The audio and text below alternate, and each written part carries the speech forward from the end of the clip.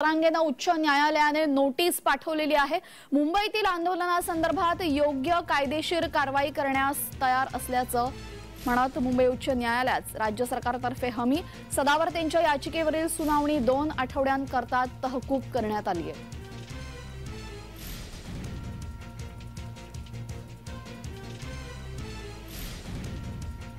मनोज जरांगेंना उच्च न्यायालयाची नोटीस जारी। मुंबईतील आंदोलनाबाबत योग्य आणि कायदेशीर कारवाई करण्यास तयार। मुंबई उच्च न्यायालयात राज्य सरकारतर्फे हमी सदावर्तेंच्या याचिकेवरील सुनावणी 2 आठवड्यांकरता तहकूब।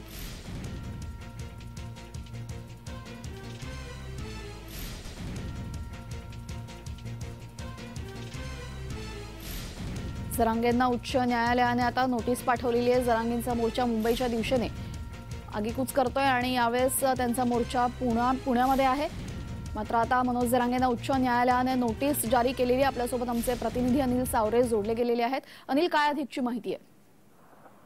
नक्कीच तेजल, पाहायचं झालं तर मनोज जरांगे पाटील सरकारला देखील धरत असून त्यांच्यावर फौजदारी कारवाई करा अशी याचिका गुणरत्न सदावर्ते यांनी हायकोर्टात मुंबई हायकोर्टात दाखल केली होती। मात्र पाहू शकतो मराठा आंदोलक मुंबईत आल्यास राज्यात कायदा व सुव्यवस्थेचा प्रश्न निर्माण होऊ शकतो असा आरोपी गुणरत्न सदावर्ते यांनी आपल्या याचिकेतून दाखल केला होता। दरम्यान आपण पाहायचं झालं तर जरांगे यांच्या विरोधात आपण पाहू शकतो जे माहिती अधिकार कार्यकर्ते हेमंत पाटील यांनी सुद्धा ही याचिका दाखल केली होती। मात्र हायकोर्टाची याचिका फेटाळल्यानंतर आज जे आहे हायकोर्टाचे बाहेर आलेले आहे आपल्याला पाहू शकतो आपण जे हायकोर्टाने जे नोटीस बजावल्या आहेत मनोज जरांगेंच्या मुंबईतील आंदोलनाबद्दल योग्य ती कायदेशीर कारवाई करण्यास तयार असल्याचं बोललं जात आहे। महाधिवक्ता यांची मुंबई उच्च न्यायालयात राज्य सरकारतर्फे हमी दिलेली आहे।